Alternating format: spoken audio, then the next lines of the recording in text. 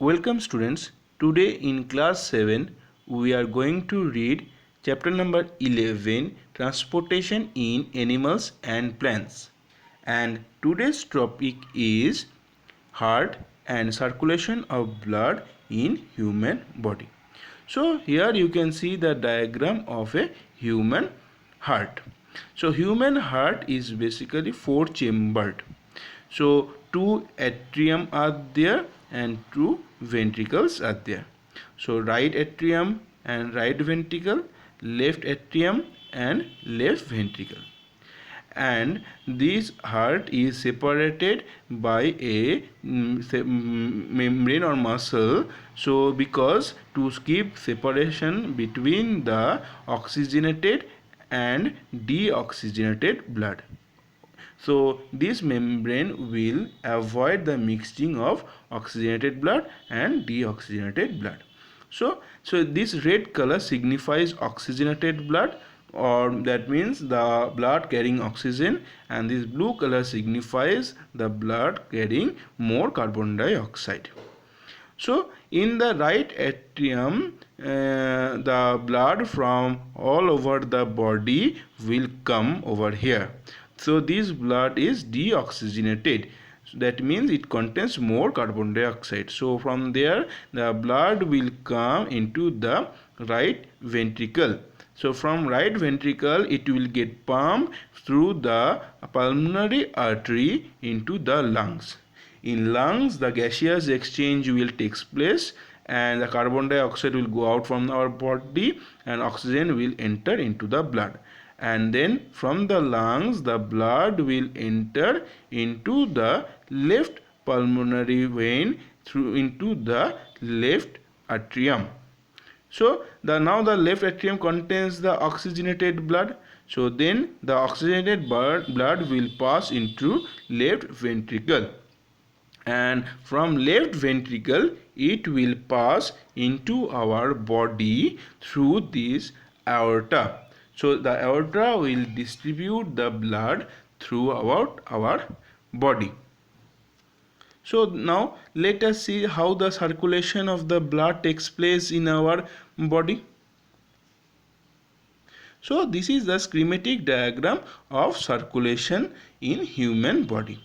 So if we start from here, the lungs, in lungs the blood gets oxygen. So the gaseous exchange took place and the blood got its oxygen, and then this blood will enter into the left atrium by pulmonary vein.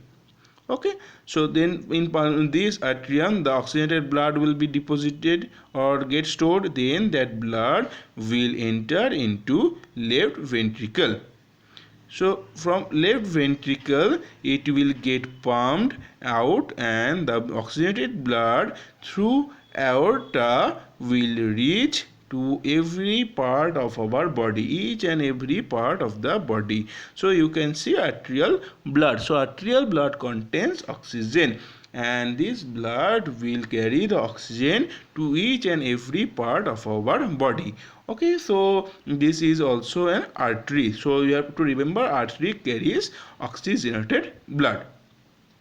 So here the blood will gets diffused in the cells, and here the gaseous exchange will takes place. The blood will give the oxygen to the cell and collects the carbon dioxide and other waste materials in them, and they will become deoxygenated blood, which is little bit bluish in color or dark red in color. Okay, so then that will again come and get converted into a pipe, and that pipe, that vessel, blood vessel, will carry the blood into the right atrium. So that pipe is known as vena cava. So all the deoxygenated blood will be carried to the right atrium. Then from right atrium that blood will be transported into the right ventricle, and then the right ventricle will again push the blood or pump the blood into the lungs through pulmonary artery, and again that process will be repeated again and again. This type of circulation is also called double circulation. Why?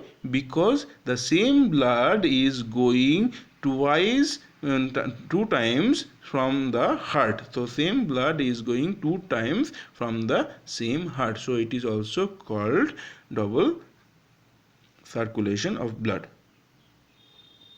And one thing you have to write and remember, that the pulmonary artery is exceptional that carries the deoxygenated blood, and pulmonary vein is an exceptional which carries the oxygenated blood. Normally all the arteries carries the oxygenated blood and veins carries the deoxygenated blood. So today up to this. Thank you.